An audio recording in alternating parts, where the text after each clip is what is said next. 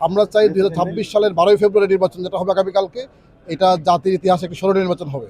আমাদের কমিটমেন্ট একটাই, জাতির কাছে জনগণ যাকে খুশি তাকে পছন্দ করে নেবেন, কিন্তু কেউ কোনো ধরনের ভায়োলেন্স করবেন না, কেউ কোনো ধরনের নির্বাচনে আইনের ব্যত্যয় ঘটাবেন না। যদি কেউ কোনো ধরনের ব্যত্যয় ঘটানোর চেষ্টা করে তাহলে তাদের বিরুদ্ধে আইনগত সর্বোচ্চ ব্যবস্থা আমরা নেব।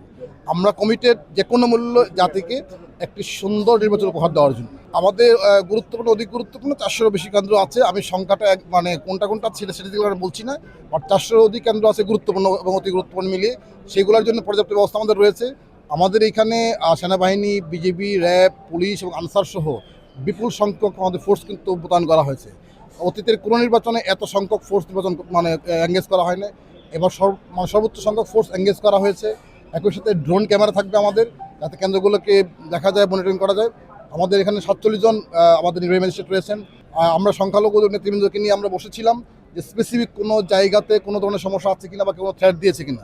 তারা বলেছেন এই ধরনের কোনো কিছু হয়নি। আমরা তাদেরকে আশ্বস্ত করেছি তারা যেন নির্ভয়ে নির্বিঘ্নে একজন নাগরিক হিসেবে তারা অবশ্যই তারা ভোটাধিকার প্রয়োগ করেন, এবং যে কোনো জায়গায় যদি এই ধরনের কমপ্লেন আমরা পাই অবশ্যই আমরা ব্যবস্থা নেব।